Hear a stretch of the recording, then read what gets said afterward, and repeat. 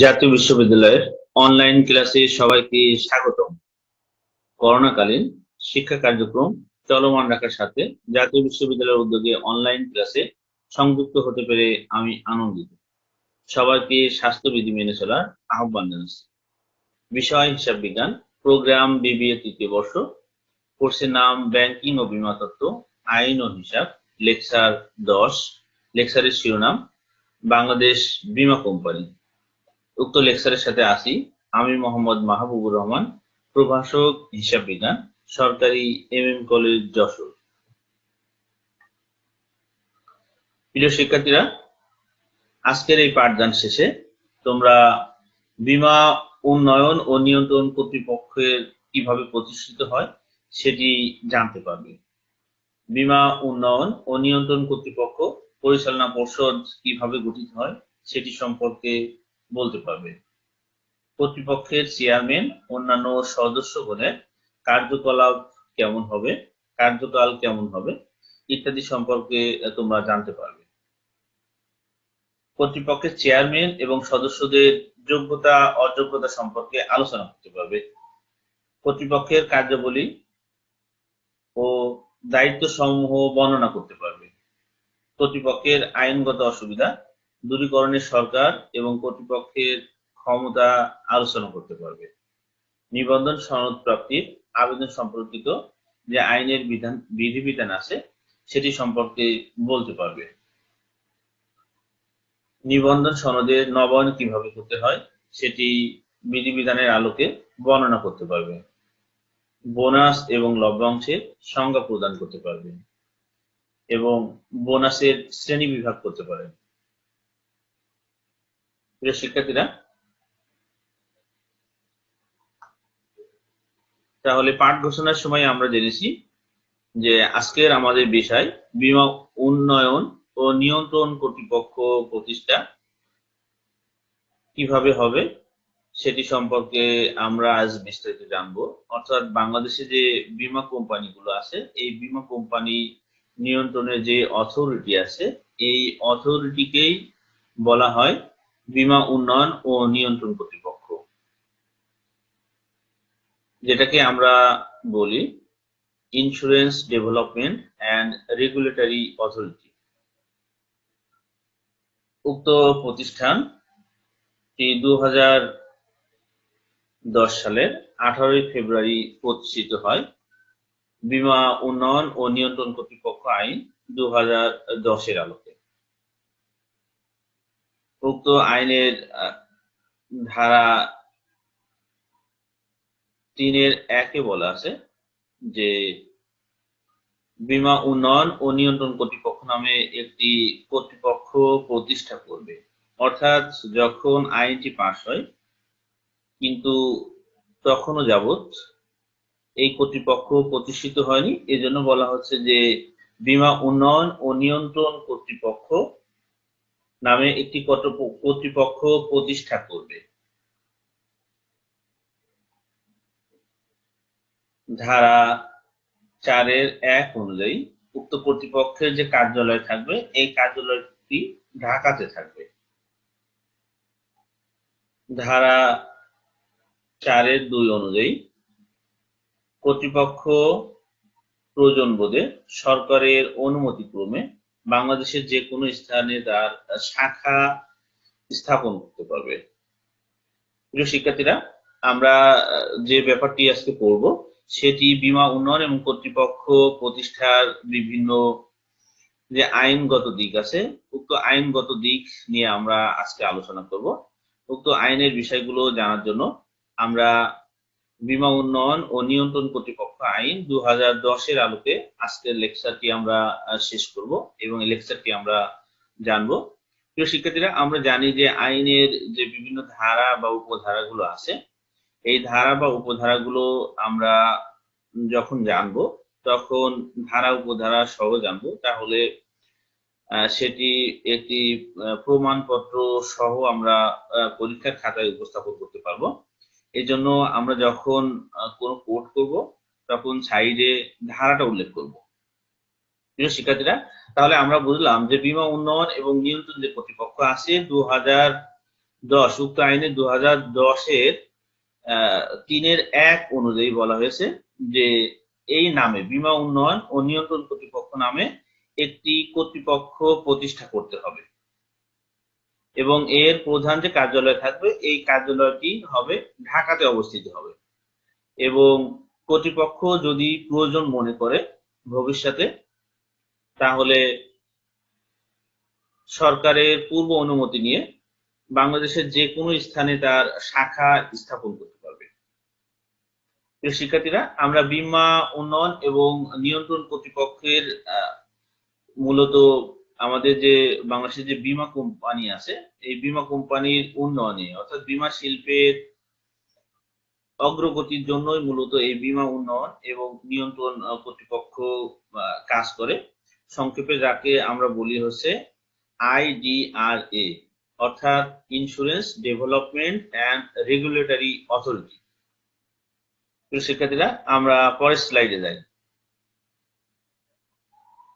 আমরা এবার দেখব বীমা উন্নয়ন এবং নিয়ন্ত্রণ কর্তৃপক্ষের পরিচালনা পর্ষদটি কেমন গঠিত হবে সে সম্পর্কে আমরা জেনে নিই।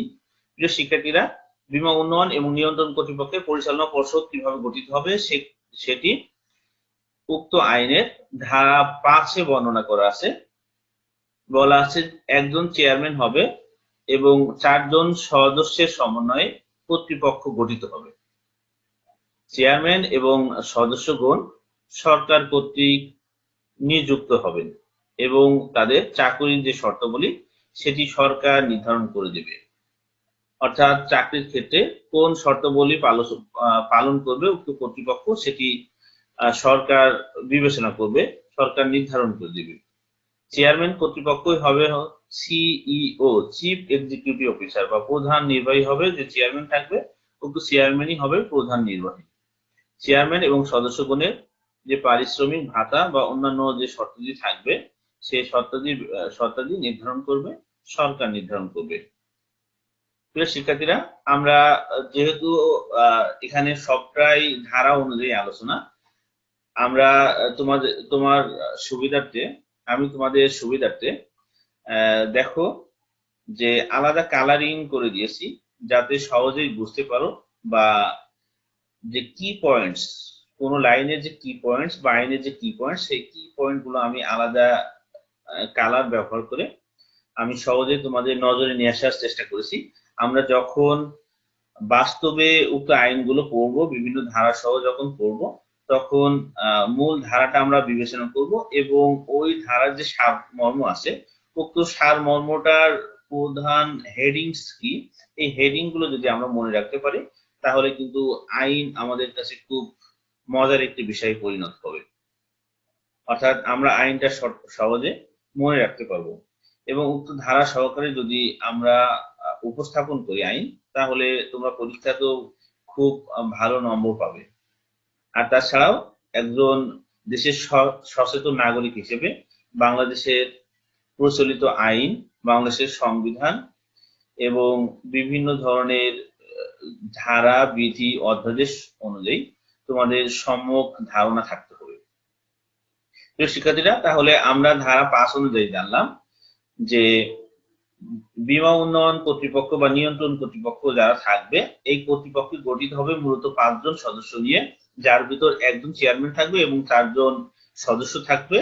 উক্ত কর্তৃপক্ষ নিযুক্ত হবে সরকার কর্তৃক নিযুক্ত হবে এবং তাদের চাকরি শর্তাবলী কি হবে সেটি সরকার নির্ধারণ করে দেবে। উক্ত 5 জন সদস্যের প্রধান যিনি থাকবেন বা প্রধান নির্বাহী যিনি থাকবেন তিনি হচ্ছে চেয়ারম্যান, উক্ত কর্তৃপক্ষের চেয়ারম্যান এবং তাদের সদস্যদের পারিশ্রমিক, ভাতা এবং চাকরির অন্যান্য শর্তাদি সরকার কর্তৃক নির্ধারিত হবে। প্রিয় শিক্ষার্থীরা, আমরা এবার দেখব কর্তৃপক্ষের চেয়ারম্যান ও অন্যান্য সদস্যগণের যে কাজের যে মেয়াদ আছে সে মেয়াদকালটা কেমন হবে সেটি সম্পর্কে আমরা এবার একটু দেখে নিই। প্রিয় শিক্ষার্থীরা, বীমা উন্নয়ন এবং নিয়ন্ত্রণ কর্তৃপক্ষ আইন 2010-এর 6 ধারায় এই কার্যকাল সম্পর্কে বর্ণনা করা হয়েছে। কার্যকাল সম্পর্কে বলা হয়েছে যে চেয়ারম্যান বা সদস্যগণরা দায়িত্ব গ্রহণ করবেন, তার পরবর্তী 5 বছরের জন্য তারা ওই পদে অধিষ্ঠিত থাকবে। চেয়ারম্যান বা সদস্যগণ মেয়াদ শেষের পূর্বেই যদি চাকরি থেকে পদত্যাগ করতে চায় বা সিও যদি রিজাইন দিতে চায়, তাহলে 3 মাসের অগ্রিম নোটিশ প্রদান করতে হবে।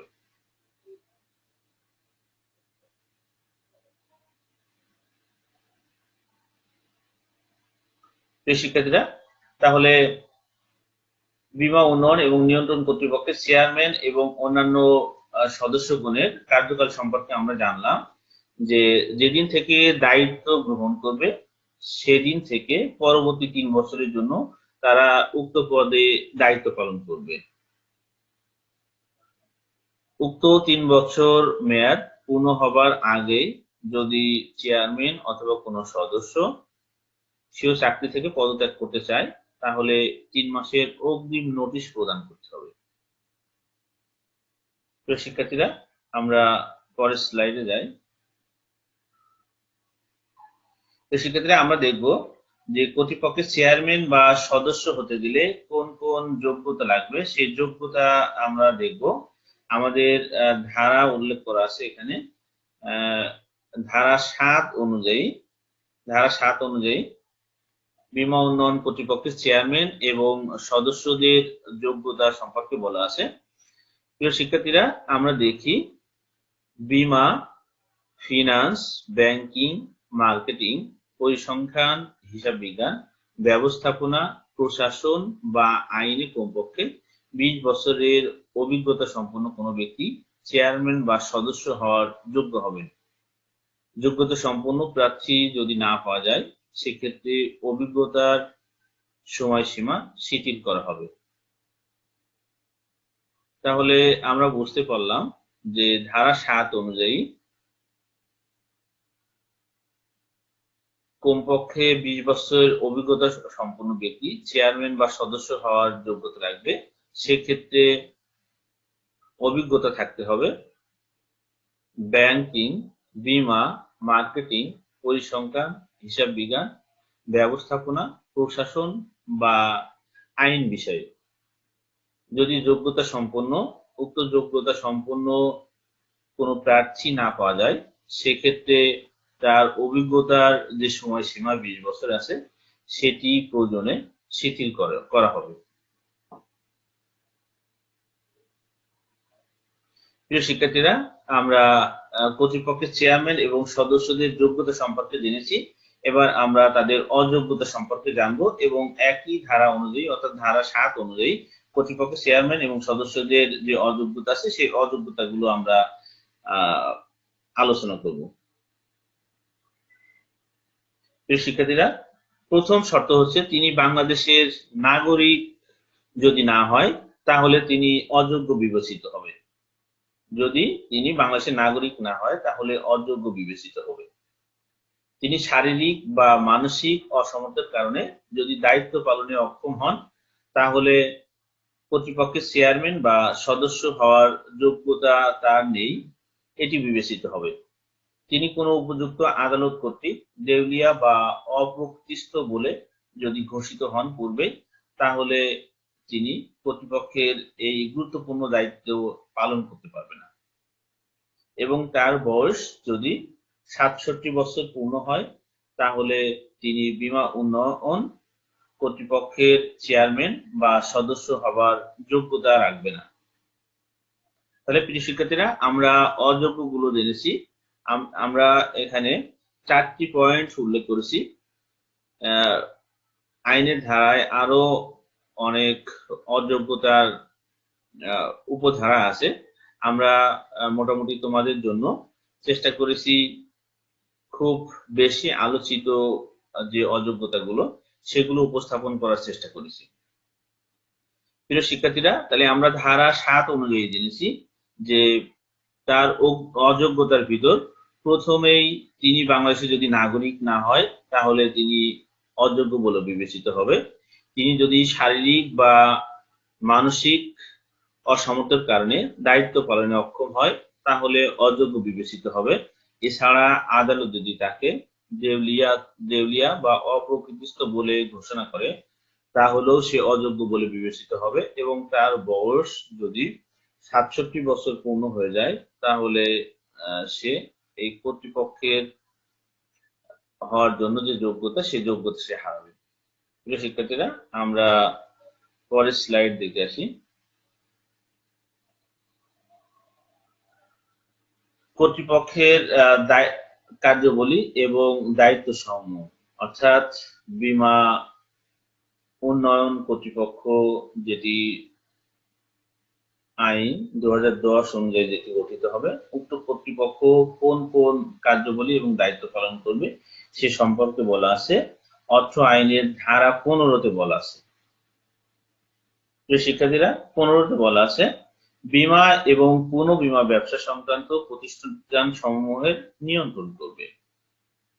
মূলত বীমা বা পুনঃ বীমা যে ব্যবসা আছে এই ব্যবসা সংক্রান্ত প্রতিষ্ঠান সমূহের নিয়ন্ত্রণের দায়িত্ব পালন করবে উক্ত কর্তৃপক্ষ। বাংলাদেশের বীমা শিল্পের উন্নয়নে উৎসাহ প্রদান করবে। বীমা শিল্পটার যে ডেভেলপমেন্ট, এই ডেভেলপমেন্টের জন্য মূলত মোটিভেশন মূলক কার্যবলী সম্পাদন করবে উক্ত কর্তৃপক্ষ। বাংলাদেশ বীমা এবং পুনঃবীমা সেবার মান উন্নয়নে বীমা শিল্পের সংশ্লিষ্ট প্রশিক্ষণ কেন্দ্রসমূহ উন্নয়নে উৎসাহ প্রদান করবে। হাইলাইটস দিয়ে আমি দেখানোর চেষ্টা করেছি যে মূলত এটি প্রশিক্ষণ কেন্দ্রসমূহের উন্নয়নে উৎসাহ প্রদান করবে। জনসচেতনতা বৃদ্ধি করবে বীমা সংক্রান্ত বিষয়ে আমাদের যে জ্ঞানগত প্রতিবন্ধকতা আছে আমাদের জনগণের, সেটি দূরীকরণে সহযোগিতা করবে উক্ত কর্তৃপক্ষ। জরিপকারীদের লাইসেন্স প্রদান করবে, নবায়ন করার সুযোগ দেবে, সংশোধন, স্থগিতকরণ বা বাতিল করবে। অর্থাৎ কেউ যদি বীমা ব্যবসা করতে চায় তাহলে বীমা ব্যবসায়ের জন্য লাইসেন্স প্রদান, লাইসেন্স নবায়ন বা সংশোধন অথবা লাইসেন্স স্থগিত অথবা বাতিলকরণের একচ্ছত্র অধিকার ভোগ করবে IDRA, অর্থাৎ insurance development and regulatory authority. প্রিয় শিক্ষার্থীরা, আমরা পরের স্লাইডে যাই। প্রিয় শিক্ষার্থীরা, তাহলে আমরা বুঝলাম যে কর্তৃপক্ষের প্রধান যে কার্যাবলী বা দায়িত্ব হচ্ছে যে বীমা যে শিল্প আছে এই বীমা শিল্পের যাতে বিকাশ হয়, এই বীমা শিল্পটা যেন উত্তরোত্তর আরো বেশি সমৃদ্ধ হতে পারে, আরো বেশি মানুষের দোর গোড়ায় পৌঁছাতে পারে, সেজন্য মূলত এই কর্তৃপক্ষ কাজ করবে। এটির আরো অন্যতম কাজ হচ্ছে যে যারা বীমা ব্যবসা পরিচালনা করবে তাদের জন্য লাইসেন্স প্রদান করবে, লাইসেন্স নবায়নের ব্যবস্থা করবে, লাইসেন্স সংশোধন অথবা কোনো কারণে যদি কর্তৃপক্ষের শর্ত না মানে, কর্তৃপক্ষের সাথে যে চুক্তি ছিল সেই চুক্তি যদি ভঙ্গ করে তাহলে সেটি স্থগিতকরণ অথবা বাতিলকরণের অধিকার ভোগ করবে উক্ত কর্তৃপক্ষ। প্রিয় শিক্ষার্থীরা, এছাড়াও বীমা পলিসি গ্রাহকদের স্বার্থ সংরক্ষণে একটি তহবিল গঠন করবে। সংরক্ষণের একটি তহবিল গঠন করবে গ্রাহকদের জন্য উক্ত কর্তৃপক্ষ। বীমা এবং পুনঃ বীমা কোম্পানির তহবিল ও বিনিয়োগ নিয়ন্ত্রণ করবে। কোম্পানির যে তহবিল আছে সেটি নিয়ন্ত্রণ করবে। বীমা শিল্প সংক্রান্ত যে কোনো অভিযোগ যদি থাকে তাহলে উক্ত অভিযোগ নিষ্পত্তিকরণে এই কর্তৃপক্ষ IDRA কর্তৃপক্ষ ভূমিকা পালন করবে।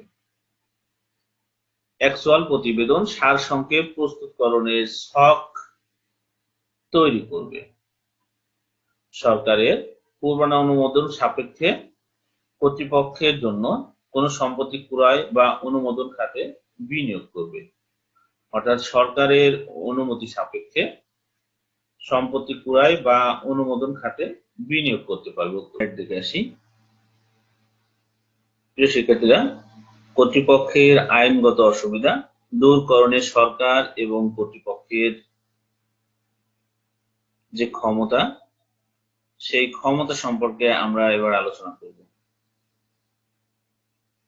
প্রিয় শিক্ষার্থীরা, বীমা শিল্পের যে বিকাশ বা বীমার যে উত্তরোত্তর উন্নতি বা সমৃদ্ধির জন্য যে কর্তৃপক্ষ গঠিত হয়েছে, উক্ত কর্তৃপক্ষের যদি আইনগত কোনো অসুবিধা থাকে তাহলে এক্ষেত্রে সরকারের কি ক্ষমতা এবং কর্তৃপক্ষের কি ক্ষমতা সেটি সম্পর্কে আমরা এবার জানবো। প্রিয় শিক্ষার্থীরা, আমরা ধারা 28 অনুযায়ী দেখছি অসুবিধা দূরকরণে সরকারের ক্ষমতা।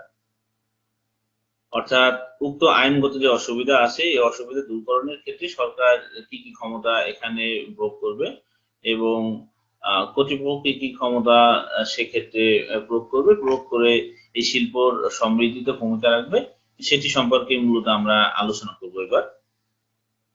অসুবিধা দূরীকরণের সরকারের ক্ষমতা ধারা 28 অনুযায়ী যদি সরকার মনে করে যে উক্ত আইনের কোনো জটিলতা আছে বা কোনো প্রতিবন্ধকতা আছে, সেক্ষেত্রে সরকার যে সরকারি গ্যাজেট আদেশ দ্বারা অসুবিধা দূরকরণের জন্য প্রয়োজনীয় ব্যবস্থা গ্রহণ করতে পারে। সরকারের কাছে যদি মনে হয় যে উক্ত আইনগত বিষয়ে অসুবিধা আছে তাহলে উক্ত অসুবিধা দূরীকরণের ক্ষেত্রে সরকার একটি গ্যাজেট প্রকাশ করবে এবং এই গ্যাজেট প্রকাশের আদেশ দ্বারা উক্ত সমস্যা সমাধান কল্পে কাজ করতে পারে। প্রিয় শিক্ষার্থীরা, ধারা 29 অনুযায়ী বিধি প্রণয়ন ক্ষমতা সরকার সরকারি ভাবে গ্যাজেট প্রজ্ঞাপনের দ্বারা বিধি প্রণয়নের ক্ষমতা প্রয়োগ করতে পারবে। এক্ষেত্রে উক্ত কর্তৃপক্ষের যে আইনগত অসুবিধা আছে সেটি সমাধানে। প্রিয় শিক্ষার্থীরা, এছাড়াও ধারা 30-এ বলা আছে প্রবিধান প্রণয়নের ক্ষমতা। ধারা 30 অনুযায়ী প্রবিধান প্রণয়নের ক্ষমতা ভোগ করবে কর্তৃপক্ষ। বীমা উন্নয়ন ও নিয়ন্ত্রণ কর্তৃপক্ষ প্রবিধান প্রণয়নের ক্ষমতা ভোগ করবে। সেক্ষেত্রে উক্ত কর্তৃপক্ষকে লক্ষ্য রাখতে হবে যাতে এই যে বীমা বিকাশের জন্য যে আইন করা হয়েছে বা যে কর্তৃপক্ষ করা হয়েছে তাদের যে মূল উদ্দেশ্য আছে সেই মূল উদ্দেশ্য যাতে বিদ্যমান থাকে। এছাড়াও যদি অন্যান্য কোনো বিধানের সাথে অসামঞ্জস্যপূর্ণ কোনো কিছু থাকে তাহলে এই প্রবিধানটি কার্যকারী হবে না। এক্ষেত্রে খেয়াল করতে হবে উক্ত কর্তৃপক্ষ যে প্রবিধান করবে সেই প্রবিধানটা যাতে অন্যান্য আইনের সাথে সামঞ্জস্যপূর্ণ হয়, অর্থাৎ অসামঞ্জস্যপূর্ণ যাতে না হয়, এবং সেক্ষেত্রে সরকারের পূর্ব অনুমতি নিতে হবে। অর্থাৎ সরকারের পূর্ব অনুমতি নিয়ে আইডিআরএ কর্তৃপক্ষ প্রবিধান প্রণয়নের ক্ষমতার অধিকারী হবে এবং উক্ত প্রবিধান প্রণয়নের ক্ষেত্রে যাতে অন্যান্য বিধানের সাথে অসামঞ্জস্যপূর্ণ কোনো কিছু না হয় সেদিকে লক্ষ্য রাখতে হবে। প্রিয় শিক্ষার্থীরা, নির্দেশ প্রদানের সরকারের ক্ষমতা ধারা 31। ধারা 31 অনুযায়ী উক্ত কর্তৃপক্ষের যে আইনগত অসুবিধা আছে সেটি দূরকরণের ক্ষেত্রে উক্ত কর্তৃপক্ষকে সরকার আদেশ প্রদান করতে পারে এবং উক্ত আদেশ উক্ত কর্তৃপক্ষ মেনে চলতে বাধ্য থাকবে। তাহলে আমরা ধারা 28, 29, 30 এবং 31 ধারা বলে যদি বীমা উন্নয়ন ও নিয়ন্ত্রণ কর্তৃপক্ষের কোনো আইনগত অসুবিধা থাকে তাহলে সেটি দূরকরণের ক্ষেত্রে সরকার এবং কর্তৃপক্ষ কাজ করতে পারবে। শিক্ষার্থীরা, আমরা পরের স্লাইড দেখে আসি। আমরা দেখছি যে নিবন্ধন সনদ প্রাপ্তির আবেদন সম্পর্কিত যে বিধিবিধান আছে সেটি ধারা 8-এ বলা আছে। উক্ত ধারা অনুযায়ী কর্তৃপক্ষের নিকট থেকে নিবন্ধন সনদ ব্যতীত কোনো ব্যক্তি এ আইনের আওতায় বীমা ব্যবসা সংক্রান্ত কোনো কার্যক্রম পরিচালনা করতে পারবে না। তাহলে আমরা বুঝলাম যে কোনো ব্যক্তি যদি বীমা ব্যবসা করতে চায় তাহলে বীমা উন্নয়ন ও নিয়ন্ত্রণ কর্তৃপক্ষ আইন 2010-এর নির্দিষ্ট শর্ত পালন ব্যতীত এবং নিবন্ধন সনদ ব্যতীত কার্যক্রম পরিচালনা করতে পারবে না।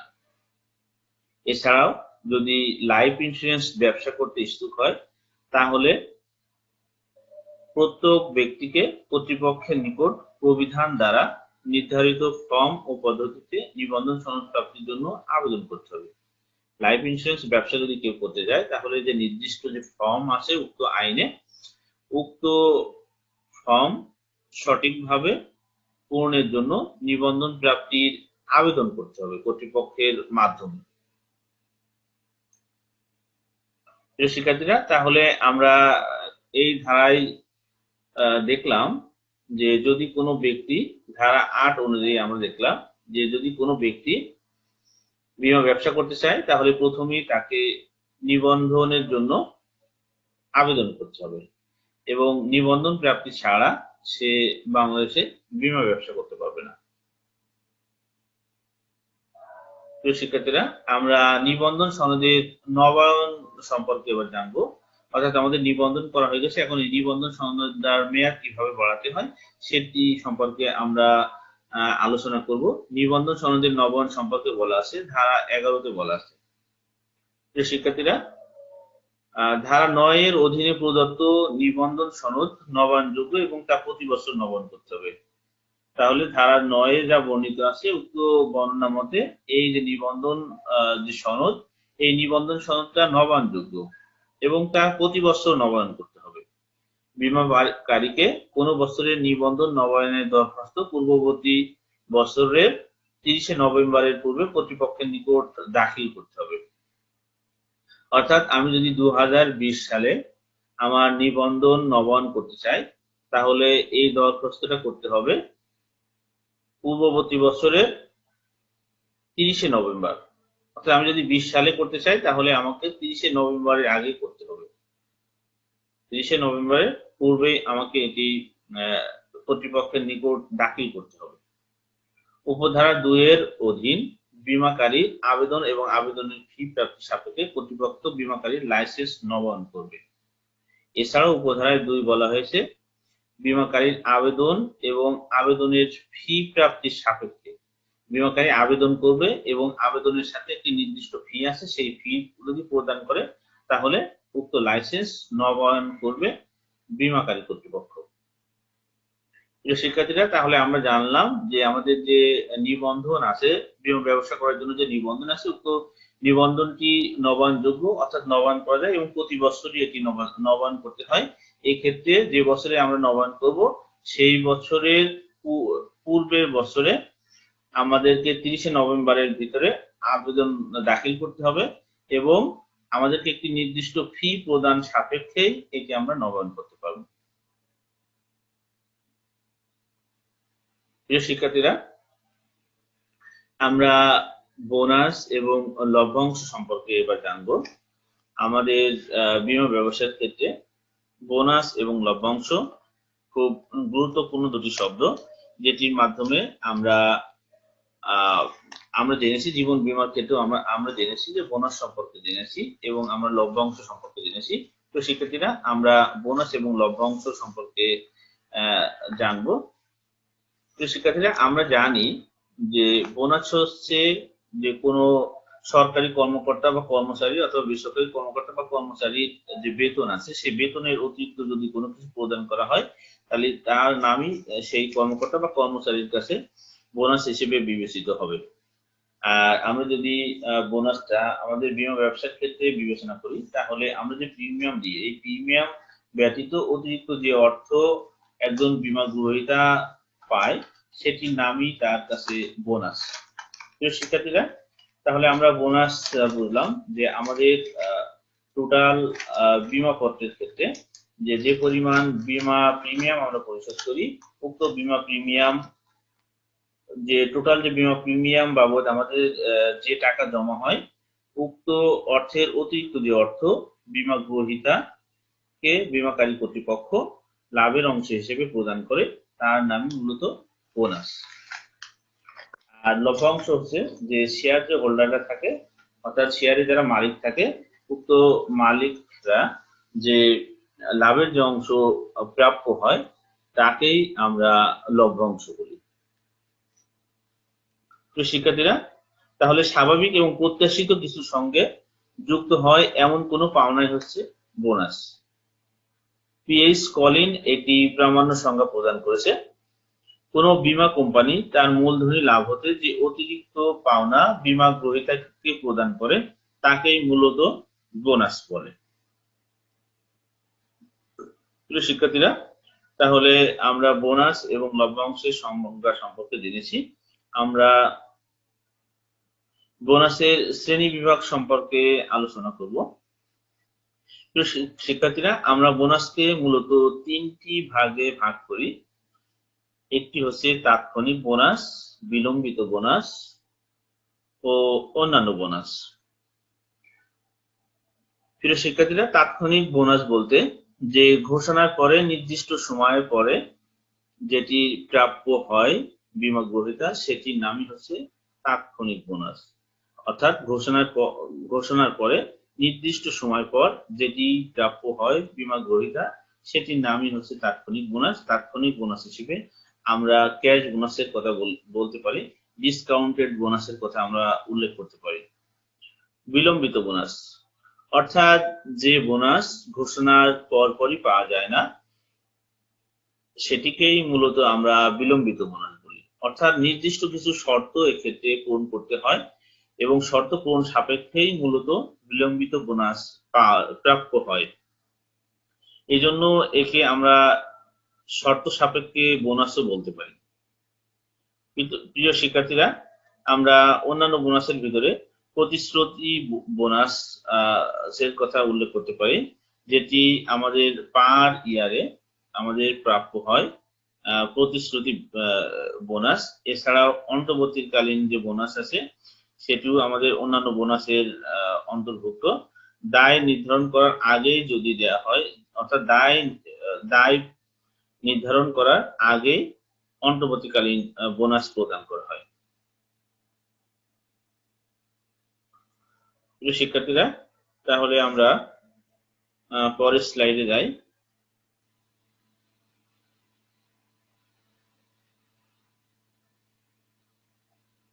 প্রিয় শিক্ষার্থীরা, আমরা আমাদের আজকের পাঠের শেষ প্রান্তে। প্রিয় শিক্ষার্থীরা, চলো আমরা দেখে আসি আজকে আমরা যে সকল বিষয়গুলো আলোচনা করেছি, যে সকল বিষয়গুলো তোমরা জেনেছো। প্রিয় শিক্ষার্থীরা, আমরা জেনেছি বীমা উন্নয়ন এবং নিয়ন্ত্রণ কর্তৃপক্ষ কিভাবে প্রতিষ্ঠিত হবে এবং বীমা উন্নয়ন এবং নিয়ন্ত্রণ যে কর্তৃপক্ষ আছে, এই কর্তৃপক্ষ 2010 সালের যে আইন, সেই আইনকেই আমরা বলছি বীমা উন্নয়ন এবং নিয়ন্ত্রণ কর্তৃপক্ষ আইন 2010। এবং আমরা জেনেছি 2010 সালের 18 ফেব্রুয়ারি বীমা উন্নয়ন এবং নিয়ন্ত্রণ কর্তৃপক্ষ প্রতিষ্ঠিত হয়েছে। এবং এক্ষেত্রে বীমা উন্নয়ন এবং নিয়ন্ত্রণ কর্তৃপক্ষ উক্ত আইন বলে আইনের 3-1, 4-1 এবং 4-2 অনুযায়ী প্রতিষ্ঠিত হয়েছে। আমরা জেনেছি উক্ত আইন অনুযায়ী মূলত রাজধানীতে তার প্রধান কার্যালয় থাকবে এবং যদি প্রয়োজন মনে করে, কর্তৃপক্ষ যদি প্রয়োজন মনে করে বা সরকার যদি প্রয়োজন মনে করে, তাহলে বাংলাদেশের যে কোনো স্থানে তার শাখা থাকতে পারে। প্রিয় শিক্ষার্থীরা, আমরা পরিচালনা পর্ষদ গঠন সম্পর্কে আমরা জেনেছি। ধারা 5 অনুযায়ী আমরা পরিচালনা পর্ষদ গঠন সম্পর্কে জেনেছি। আমরা জেনেছি যে এর পর্ষদের মূলত 5 জন সদস্য থাকবে। একজন টোটাল সদস্য থাকবে 5 জন, যার ভিতর একজন চেয়ারম্যান থাকবে এবং 4 জন সদস্য থাকবে। চেয়ারম্যান ও অন্যান্য সদস্যগণের কার্যকাল কেমন হবে সেটি আমরা জেনেছি। ধারা 6 অনুযায়ী আমরা জেনেছি। এবং চেয়ারম্যান এবং অন্যান্য সদস্যদের যোগ্যতা কি হবে আমরা জেনেছি।